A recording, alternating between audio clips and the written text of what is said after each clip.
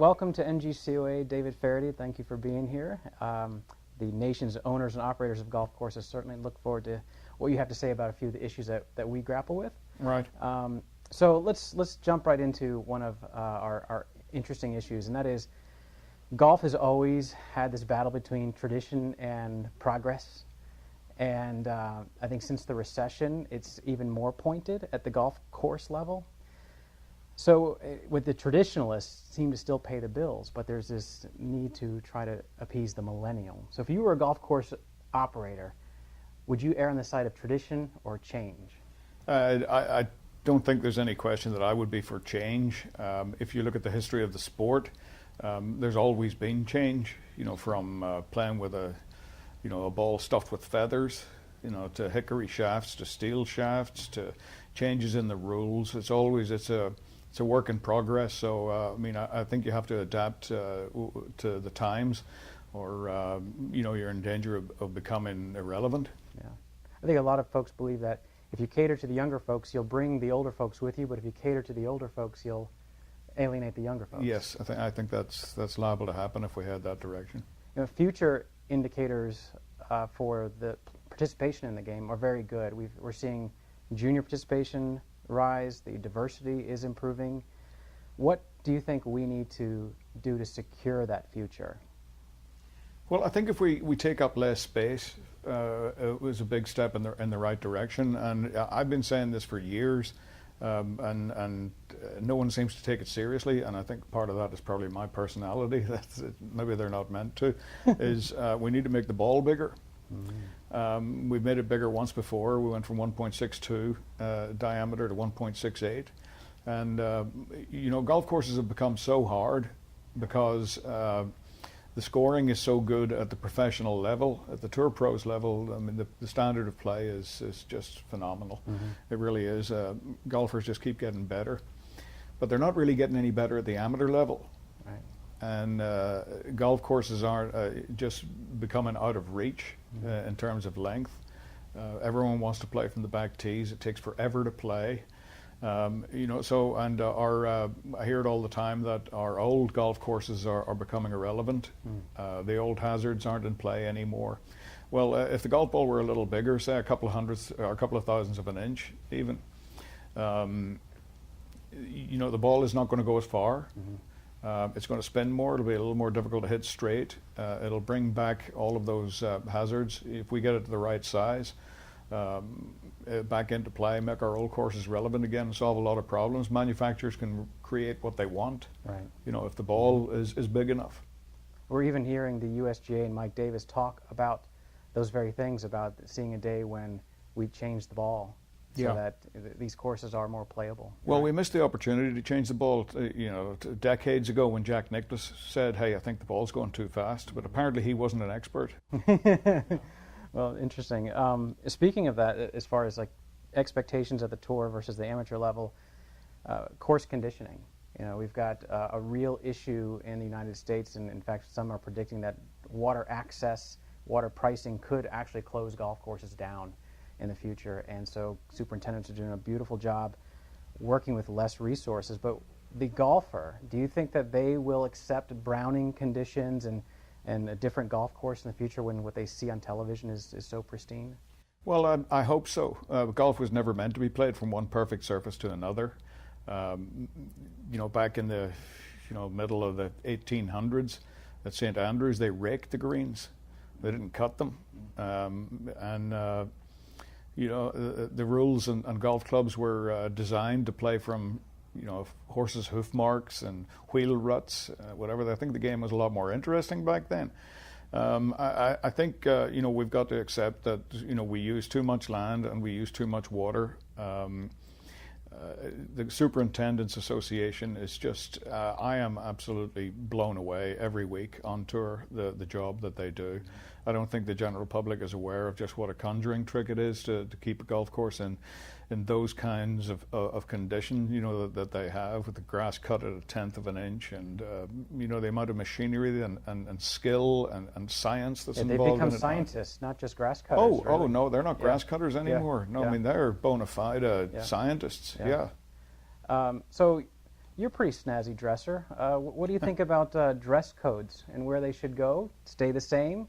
How important is a 3-inch collar to the game and participation in this sport? Yeah, I have never been a fan of golf clothing. I hate the golf shirt. You'll almost never see me wearing one. It's one of those sort of little bugbears that I have. I think if you look at the modern game and the modern golfer, someone like a Rory McIlroy or Jason Day, or I mean, first of all, they're in fantastic shape. They can wear tight clothing. And get away with it. Which, yeah, you don't want to see me or Colin Montgomery in a wet T-shirt. No.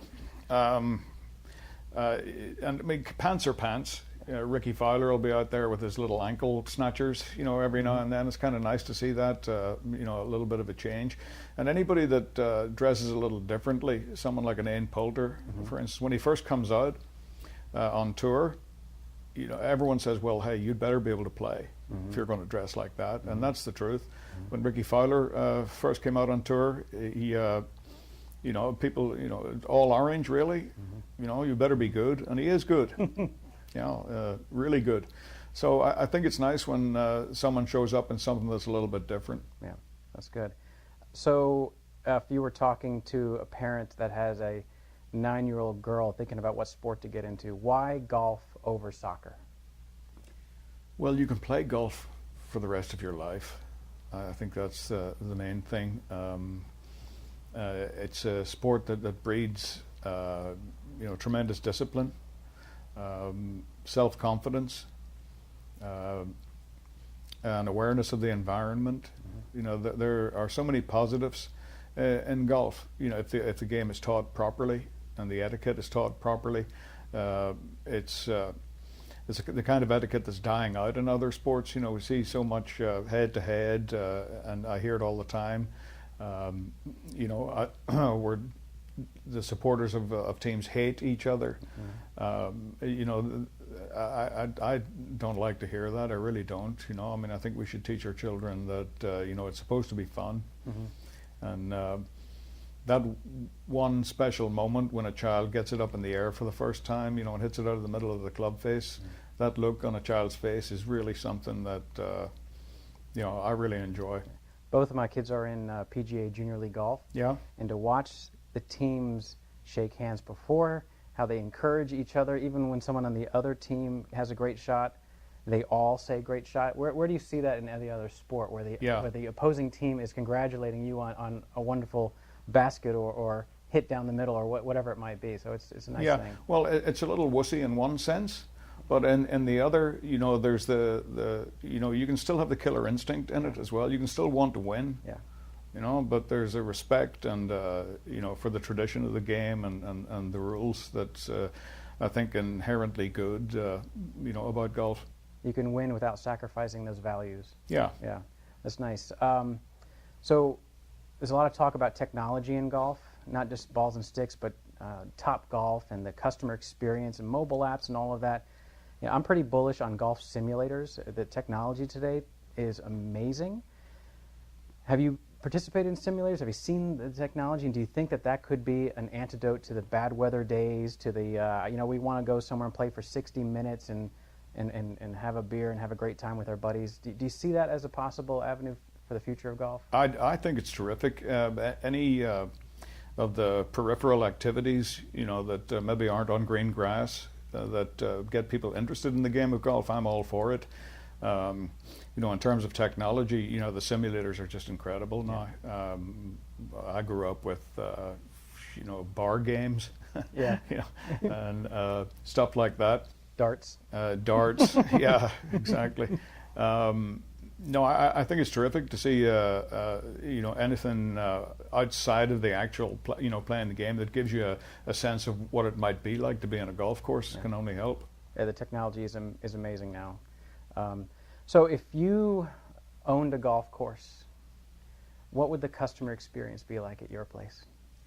Well, I think it would certainly, I'd like to own a challenging golf course. Although, pretty much any golf course is challenging for the average player. That's true. I'd like it to be, you can wear jeans, if you want to wear jeans. I'm, of that ilk. because I wear nothing but jeans. Mm-hmm.